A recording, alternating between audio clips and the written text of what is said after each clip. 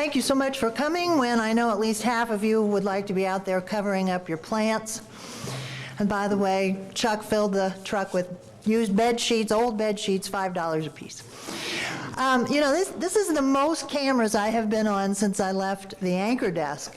And of course, wouldn't you know, my contact lens just ripped in pieces yesterday, so I'm doing the Harry Carey thing. Holy cow. Well, by now, I am aware that these meetings are full of intelligence and curiosity and knowledge, and so I do consider it a real honor to have been asked to speak tonight. My subject is Agenda 21. It's here. It's in Rock Island County. How many here know a little about it? A little bit about Agenda. Okay, quite a few of you. Some of you here know a great deal about it. I am not an expert, but I am here to give you a working familiarity with what Agenda 21 is and how it happened and what it's doing. This is a United Nations initiated plan. It's been around since 1992, but it is just getting noticed across America. It came out of the Earth Summit. Do you remember the Earth Summit in Rio de Janeiro? Many people concerned about Agenda 21 believe it's encroaching on our rights, especially and most visibly, personal property rights. Personal property. And I think it's fair to say that most of us here tonight own property. What if I suggested to you that our president and the administration are interested in more government involvement and control of our lives? Ha, you're laughing. Novel idea, right? That does appear to be the goal of Agenda 21. Control. All under a very noble-sounding term, which is sustainability. What's sustainability? Well, I went to the authoritative source, Wikipedia, and actually it had a very good definition of sustainability. Meeting the needs of the present without compromising the ability of future generations to meet their own needs. Now that doesn't sound so bad, exactly, but there is very heavy emphasis on needs, in particular, and I am quoting here, the essential needs of the world's poor, to which overriding priority should be given. To do that, Agenda 21 promotes goals that are more European socialist than they are American. And at this point, I would like to interject something. You know, when you start to talk about Agenda 21 or study it, wow, it's like you have just been hit by an avalanche and everyone is handing you things about Agenda 21. But a couple of our regulars just gave me this, and I think this is very nice. How sacred is your property? The essential difference between capitalism and Marxism is the ownership of property. In a capitalist system, individuals own and control the use of property. In a Marxist system, property belongs to the community, and its use is controlled by the government. Agenda 21 and the sustainable development policies it contains are constructed on the idea that property should belong to the community and its use should be controlled by the government.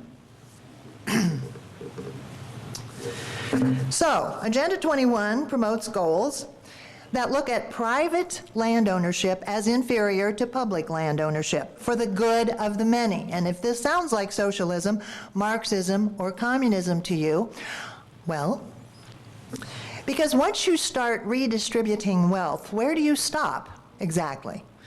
And isn't this, in the process, trampling on a variety of the rights we prize here as Americans, including personal property rights?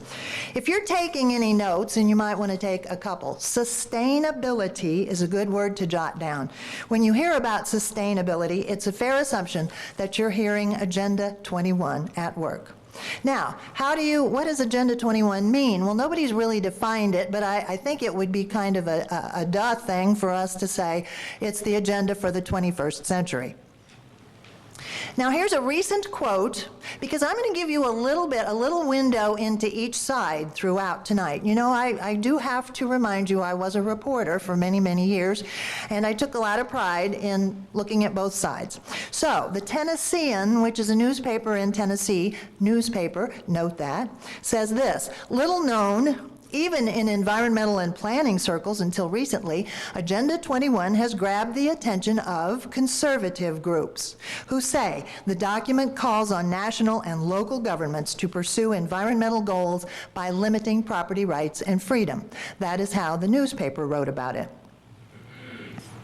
Well, you know, any agenda from the UN, especially an agenda for an entire century, is going to spawn a downright dizzying array of councils and coalitions and consortiums and task forces with, as the song goes, strange-sounding names. So we have NGOs, and we have the ICLEI, and the UCLG, long, lofty, vague goals and names and acronyms, which is why Americans' eyes tend to glaze over, and Agenda 21 goes largely unnoticed. Take the ICLEI. This is very important if you're taking notes. ICLEI. It is, in what I consider something of an oxymoron, the International Council for Local Environmental Initiatives. Ah, yes, environmentalism. Where sustainability is, environmentalism cannot be far behind. Now, the ICLEI has lots of member communities and governing bodies. Rock Island is a member of the ICLEI. Peoria is a member of the ICLEI. And so is Springfield. And so is bigger. Yes, thank you, Chicago. So, time to take another note about Agenda 21. There are 3 E words which are important to the lexicon of Agenda 21, and they are these: environment or ecology, economy, and social equality. Do you remember the Biosphere Project? 1991. Agenda 21, 1992. Put people in a bubble out west and see how little land they can use. Now, I want to juxtapose that with an interesting published quote from something called the Wildlands Project. Oh man, I go, so what's the Wildlands Project? The Wildlands Project has been at work in North America since 1991, just about the time of the biosphere and the birth of Agenda 21.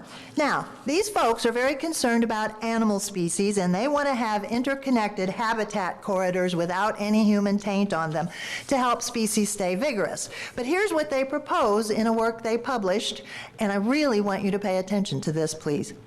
Quote, we must convert at least 50%, half, 50% of North America to wilderness, off limits to human beings. Then, these core areas of wilderness are to be interconnected by wilderness corridors, off limits to human beings. These will be surrounded by buffer zones with limited resource use under the supervision and permitting of the federal government in collaboration with non-governmental organizations, such as the Wildlands Project. NGOs are important partners in the Agenda 21 scheme of things. Okay, something's missing from this plan. What's missing? How about the Americans who live in North America? Here's the end of the quote. The human population is to be resettled in the remaining 25% of land into communities described as sustainable communities. End quote. Like biospheres, or public land for the good of many, like the Hunger Games. How many of you have read or seen the Hunger Games? Oh, go, see, read, very important. And just so you can compare today, actual fact, with that environmentalist vision of utopia, 40% of the land of North America is already owned by governments, federal, state, and local. Okay, this sounds like the plot of some dark, futuristic movie, and speaking of which, the Hunger Games. Because in Suzanne Collins' plot, in a parceled remnant of what obviously was once the United States, most of the residents are now clustered in densely populated areas, while the 1%, if you will, have all the beautiful surroundings and the technical toys and the food. Now, once a year, the government forces 24 teenagers from the provinces who are chosen by lottery into a contest of survival until only one remains. All die but the one. The reason for all this is that once, long ago, the people revolted. Well, I suppose it's not much of a leap that folks now are seeing a bigger agenda to the Hunger Games. They are seeing it as anti-Agenda 21. When we finish, we're going to give you a handout of an analysis of the Hunger Games by a man named David Hodges. It's Hodges' belief that Collins is warning in her work that the government is going to be playing hardball with us all very soon if we don't wake up to its long-term agenda, like, well, Agenda 21. Contemplate Hodges' thesis that the Hunger Games is about the people fighting back. He says this about the movie and the books. Parents have been provided a rare, mainstream-originated opportunity to educate their children on the innate need human beings have to live in freedom. Now, with apologies to the elected officials who are here, good luck finding an elected official who knows very much about Agenda 21. I have to tell you that when I was a candidate, I heard about every issue I had ever known of, and quite a few that I would never have dreamed of, but I never heard a word about Agenda 21. I think part of the reason is it's just a dull topic. I mean, take a concept for the future, wrap it in a number of different goals, wrapped in a lot of vague language, throw in more Agenda 21 spawned groups than a centipede has legs, and mix with the United Nations. Not a very exciting subject, is it? In fact, it's boring. And that dull cover would enable encroachment, because as I said, Americans aren't paying attention. Now, for another thing, Agenda 21 is a UN plan. Congress has never approved a single phrase related to Agenda 21.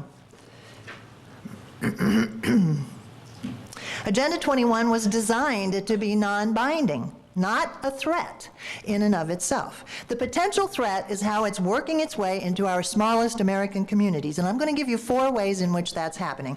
Number 1, through our presidents. President George H.W. Bush signed off on Agenda 21 in Rio de Janeiro. President Clinton lost no time in setting up the President's Council on Sustainable Development, taking Agenda 21 to our towns and cities. This past June, Mr. Obama, I'm sorry, I am so glad I'm not on the news anymore, because to say President and to say Obama in the same phrase would just kill me.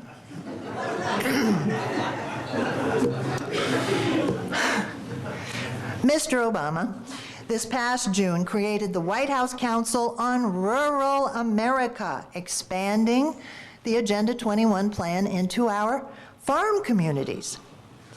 Now, both those councils came about through executive order, bypassing the Congress and the courts. Agenda 21 does not need to work through legislation to work. There's the soft approach, this is number 3, to our cities and small towns through the ICLEI I told you about, International Council for Local Environmental Initiatives. 6,000 towns and cities belong to this, and you can Google it and see who. HUD,